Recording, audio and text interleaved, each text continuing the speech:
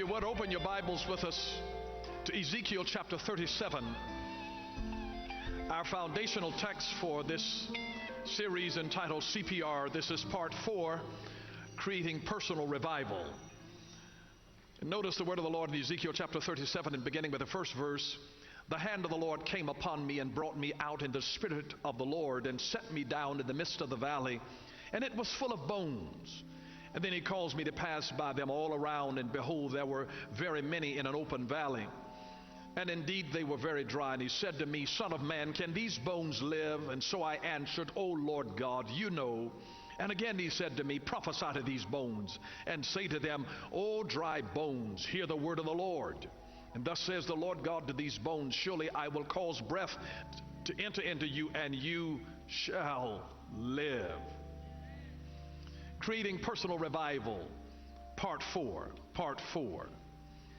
Isn't it amazing that sometimes that God will cause something to die in your life so that you will find what's really important?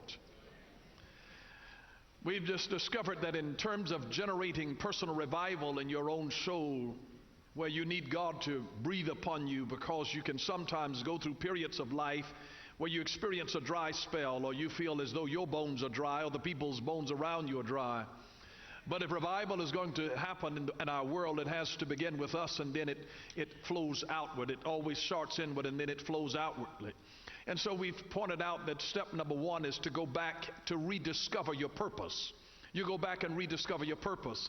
If you get away from your purpose, you'll lose your fire. You will lose your fire. You have to turn whatever is hurting your life, turn your pain into purpose. Because life is always richer when you understand its meaning and its purpose. And we should always have a cause that is greater than ourselves. Life is so much more than just about us. You live your life on purpose. Everything that God does, He does on purpose, with purpose, and for purpose. And then part 2 is to revisit your passions. Revisit your passions. Your life becomes dry and dull, boring and insipid when you walk away from the things that you were passionately in love with at an earlier point in your life. And so you have to always go back and revisit your passions that are in your life, because purpose produces a passion. Whenever you're operating in your God-ordained purpose, you are passionate about life. You wake up with zest and vigor and vim and vitality, and you live this life with the enthusiasm, which is nothing more than God on the inside trying to express Himself on the outside. It is in Theo, God on the inside, working Himself through us, revealing Himself even through our flesh. The third part is to reevaluate the people in your life. Reevaluate the people in your life. And I taught you about the law of the inner circle, that those that are closest to you will determine your level of success. And so you know about the folks that are in your life. You show me your friends and I'll show you your future. And so when you get around other passionate people who are on fire for God, something in your heart catches a fire. You have to be very careful about the company that you keep. You are known not only by the company that you keep, but also the company that you shun. You can't walk with everybody. And then you will begin to discover that sometimes breakups are meant for makeups, and sometimes breakups are meant for wake-ups. And God will wake you up and let you know who you cannot walk with in this life. And that brings us to step number 4 here. It is to re-examine the problems in your life. Re-examine the problems in your life. Re-examine the problems in your life. There's somebody who's in this place today that's facing a problem. There's more than one person, I bet you that. And have you ever been in a problem, and the pain that the problem is producing in your life is so intense that it makes you start questioning stuff? You ever had pain to the degree that you start asking yourself some questions because something that you started out very sure of, you're no longer sure of anymore because of the intensity of the pain? That God, if this is your will, just because you're going through so much pain, and you start questioning the very nature, and you start asking questions like, should I leave or should I stay? Have you ever been there to where you got into something and it looked like it was good at the onset, but then you ran into some problem and it started hurting you, and you start wondering, should I leave or should I stay? Should I throw in the towel or should I tough it out? You ever been in a place where you've had to ask those kinds of questions? Should I stick with what I have, or should I pursue what I really want? Have you ever been in the place where the pain produced in your life was so intense that it made you question and wonder, do I really still want this? Do I really still want it? There's a song that's entitled, He Said. It has some interesting words, and it reminds us. It said, so your life feels like it don't make sense, and you think to yourself, I'm a good person, so why do these things keep happening? Why you got to deal with them? You may be knocked down, but don't forget what he said. He said, I won't give you more than you can take. I might let you bend, but I won't let you break. And I'll never ever let you go. Don't forget what he said. It's amazing how sometimes you'll go through some stuff and God said, I'll let you bend, but I won't let you break. He knows just how much you can bear. Touch your neighbor and say, he knows.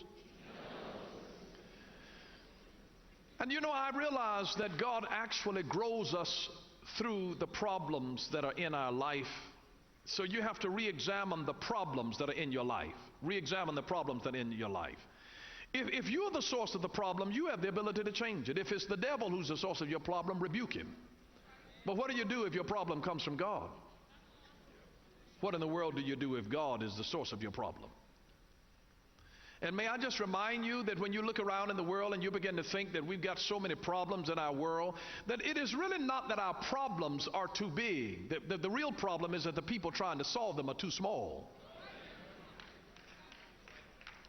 And so God has a way of being able to use problems to grow us. God uses problems to grow us. He uses problems to grow us. Oh, you grow up when you go through problems. It's really not about what you go through, it's about what you grow through. Adversity is the best friend of those who desire to do better. It really is. Adversity, it is the best friend of those who desire to do better. Because your trials come to make you strong. They will strengthen something in you. You build strength amid your trials, the adversities of life. And I want you to realize that whenever God gets ready to change us, he usually starts by getting our attention simply by putting us in a frustrating situation that is totally beyond our control. Anybody ever been there? Where God got your attention because you were put into a situation that was frustrating to you and you couldn't do a blessed thing about it? And if you are experiencing a crisis right now, it could be because God is getting ready to change you for the better. And you ought to just look for him and expect him to say, you know what, I know that I'm not going through all of this for nothing. At least if you climb this mountain, I'm telling you, you're going to build some strong quads. Your gastrocnemius are going to be absolutely out of this world. I mean, he's going to build something in you. You know, you don't build real strong muscles just walking on level ground. You got to climb. You got to, it takes some extra energy in order to burn and to climb. Do you know jumbo jets, when they take off, you know how many gallons of gasoline they burn in becoming airborne? 5,000 gallons. Just in becoming airborne, the jumbo jets. 5,000 gallons of gasoline is what it takes in order to get it airborne. You're going to expend some energy. You're going to go through some problems, and it feels like you're just leaking stuff out of your life by the gallons, trying to get airborne. You ever try to get started in anything? You ever try to start a business and it just, you got to pour in oodles and oodles and oodles of money, and you just wonder how much am I going to have to pour into this thing before I can get it where it is self-sufficient? You ever been there waiting on stuff to become self-sufficient, for this thing to take off and to become profitable? Anybody know what I'm talking about? Where you had to trust God when you didn't have it, and you the only reason that you invested in it is because you saw an opportunity. You saw potential here. You saw an ability to be able to grow and to develop. And see, God has a process by which he operates, and I want to give you the process of God. Number one, that there is a need for change or growth. That's the first thing, is that there is a need for change or growth. There's a need for change or growth. Number two, God then uses a crisis. He uses a crisis. The word crisis means turning point.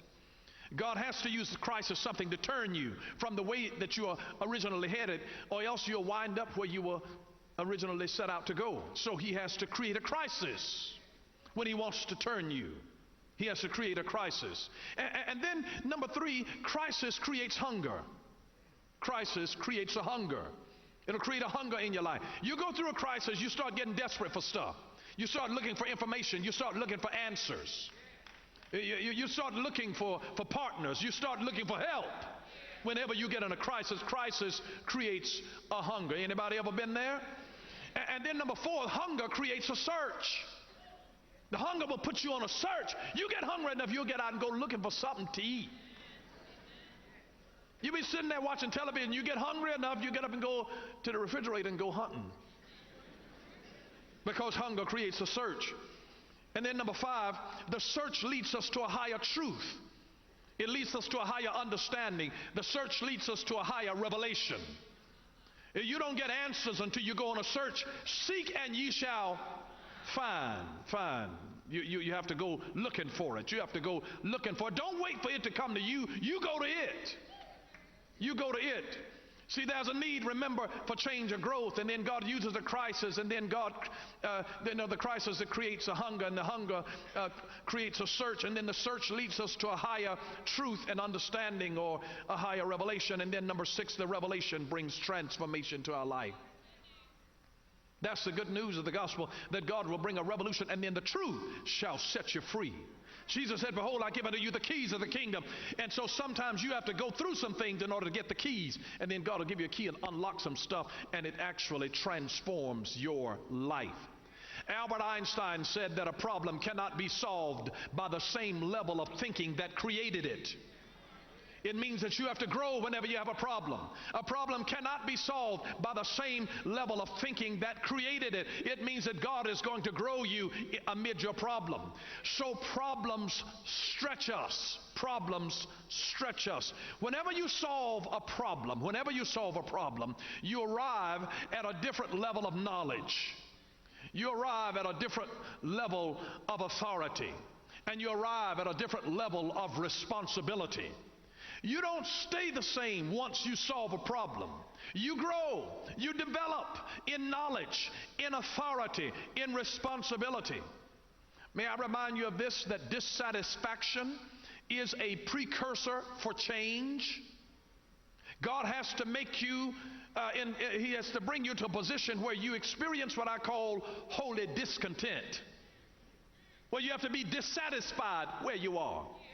Whenever you get to a point where you are dissatisfied where you are and with what you have, that's when you're ready for change.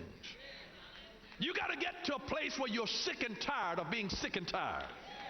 The way you said, you know what, I don't believe that I was designed to live like this. I'm not going to bring the next year, the new year in like this. I'm not going to be like this. I can't keep on living this way. I'm sick and tired of living this way. And you realize something's got to give. And so dissatisfaction is a precursor for change. John Rohn said this. He said, disgust and resolve are two of the great emotions that lead us to change. Disgust and resolve. So sometimes you have to just become downright disgusted with the way things are to provoke you to change. And let me just remind you of this. It's okay to lose your pride over somebody that you love, but it's not okay to lose somebody that you love over your pride. Don't let your pride destroy your marriage. Don't let your pride destroy a good relationship. There's so many people. Pride causes a lot of problems for people. If they just lay their pride down, they're just so stubborn, so bullheaded. If they just lay down their pride and just be real, just admit, you could be wrong. Some of y'all live with some of these folks, and you know their pride won't even allow them. They can be wrong as two left shoes. And then they can come up with a rationalization to say, you know what, when you're going left and you got on two left shoes, then they make you walk easier.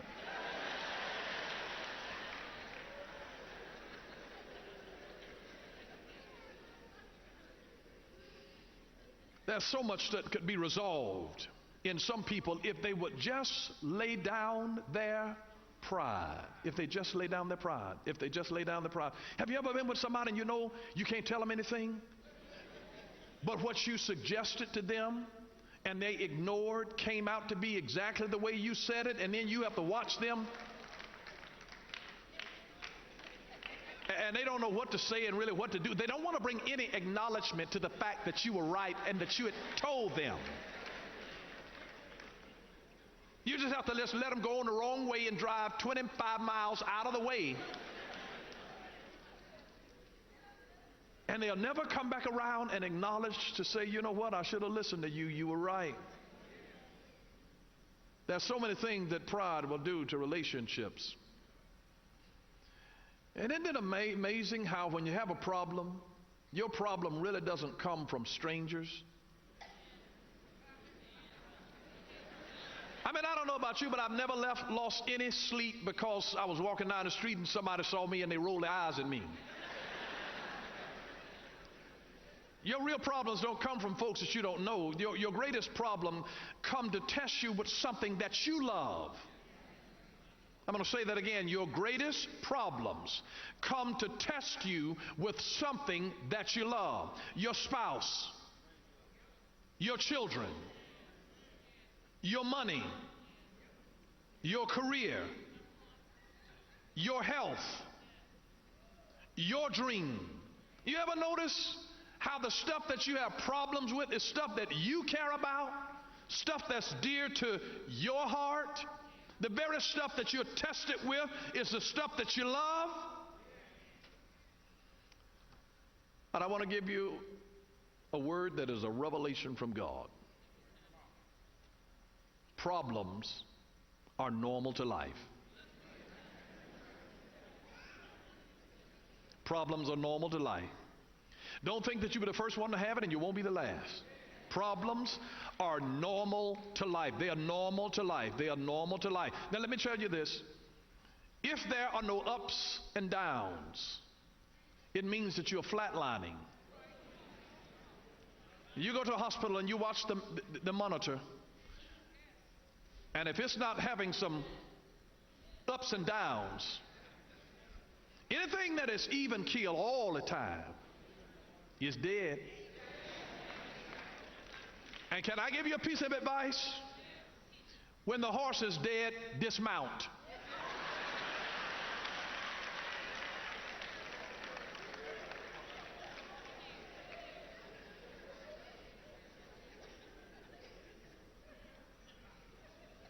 But it's amazing, problems are very normal to life. Who told you that you wouldn't have problems once you were saved? The truth of the matter is that when God comes into your life, it doesn't mean that you won't have problems. It simply means problems won't have you. That's all, that problems won't have you. And remember, just by definition, a problem is that which can be solved. A problem is that which can be solved. A problem is that which can be solved. Marilyn Vos Savant said, being defeated is often a temporary condition, but giving up is what makes it permanent. A problem can be solved. It can be solved. It may not be solved immediately, but a problem is that which can be solved. Someone said that quitting is the permanent solution to a temporary problem. But it can be solved. And if it cannot be solved, it is not a problem, it is a fact of life. And here's my admonition to you: never confuse a problem with a fact of life. Never confuse a problem with a fact of life. I love something that William James said. He said, the greatest weapon against stress is our ability to choose one thought over another. It is our greatest weapon against stress, is our ability to choose one thought over another. Are you aware of the fact that your eyes are the gateway into your mind?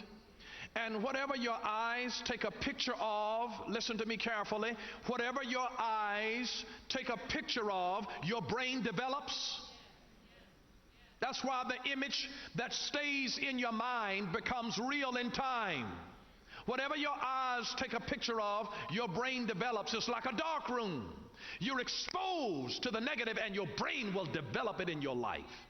That's why you have to guard your eyes, the eye gate of what you expose yourself to, because dark moments in your life become your dark room, and the photographs of your life develop there. So learn to embrace the dark moments, because they actually help to develop you. You don't develop in the light, you develop in the dark. People don't see you developing. All of a sudden, you just step out and they, bam, you have developed. And they wonder, where did those hips come from? Bam, where did that come from? It just looks like it happened overnight, because you seem to develop overnight, but what happens, you develop in the dark. You get ready for some carrots. You don't see the carrot growing on top of the ground. It's underground. You only see a little green foliage, but the real development is happening under the surface. Your real development happens in the dark. People don't see where your real development is occurring. A champion does not show up in the ring. That's not where champions are made. That's where they are exposed. But that's not where they were made. They were made back in the gym, just, practicing, in and out, over and over, day by day, diligently, consistently. That's where they develop, in the dark, where people don't see all of the stuff that went into your trying to make it. They didn't see your staying up late at night trying to figure out, what in the world am I going to do, and how am I going to pay this, and how am I going to juggle this, and robbing Peter to pay Paul. They don't see when you are operating and everybody think that you're big balling, and you trying to stay up at night trying to figure out, how do I pay my car note and my house note or my rent and keep all of this stuff. How in the world do I do that? And everybody is thinking that your success was overnight. If it was overnight success, it was a long, long night.